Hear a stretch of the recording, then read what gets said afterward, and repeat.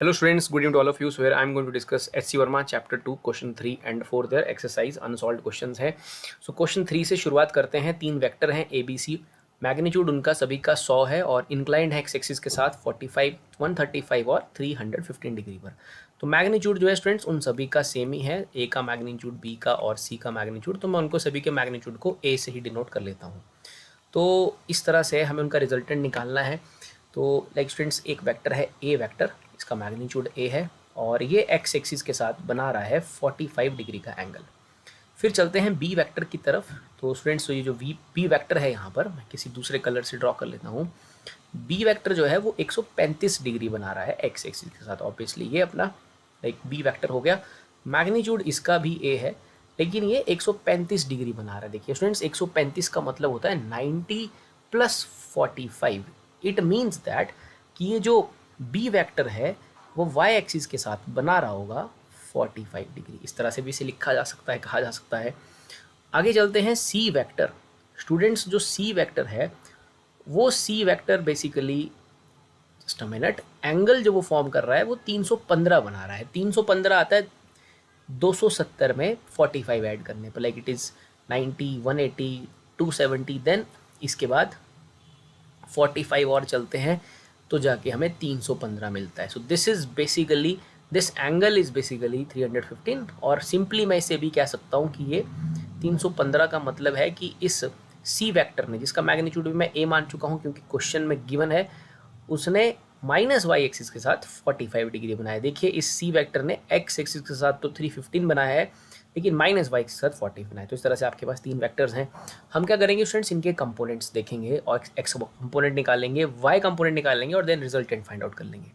देखिए मैं ए वेक्टर से शुरुआत करता हूँ. इसका एक कंपोनेंट एक्स एक्सिस की तरफ रहेगा ए कॉस 45 और इसका दूसरा कंपोनेंट रहेगा ए साइन 45.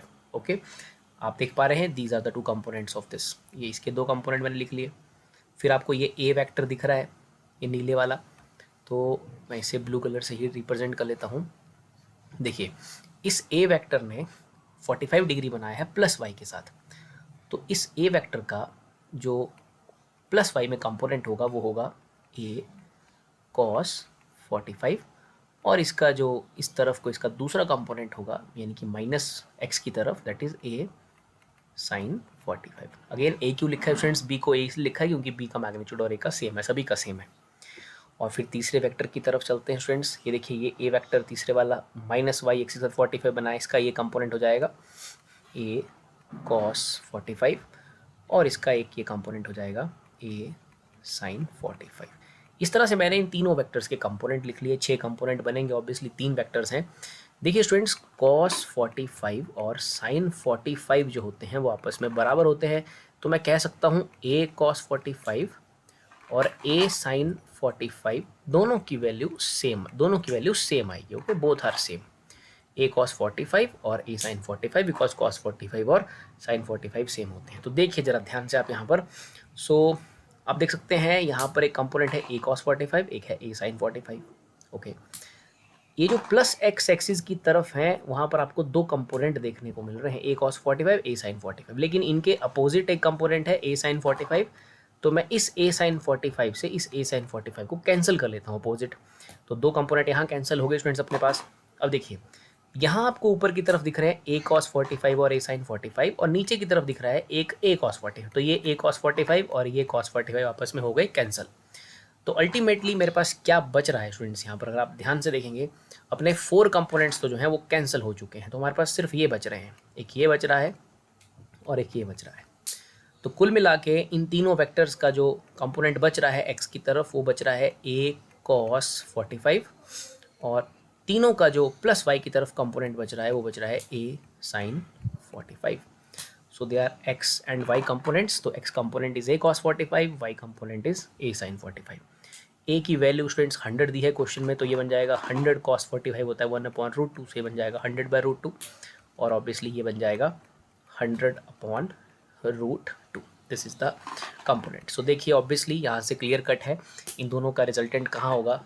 तो एक्स एक्सिस की तरफ एक वेक्टर है 100√2, एक वेक्टर है, एक कंपोनेंट है 100√2. दोनों ही कंपोनेंट सेम है. ऑब्वियसली इस वेक्टर का जो रिजल्टेंट होगा वो एग्जैक्टली बीच में होगा और वो एक्स एक्सिस के साथ फॉर्म कर रहा होगा 45 डिग्री। एक्स एक्सिस के साथ वो 45 डिग्री बना रहा होगा। यहाँ से भी आप निकाल सकते हैं।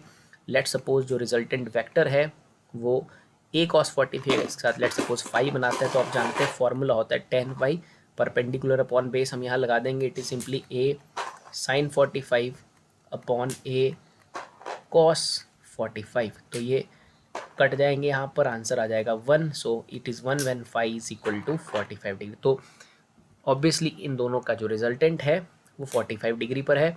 और अगर रिजल्टेंट का मैग्नीट्यूड हमें निकालना है तो हम फॉर्मूला इस्तेमाल कर सकते हैं a² b² plus 2ab cos theta.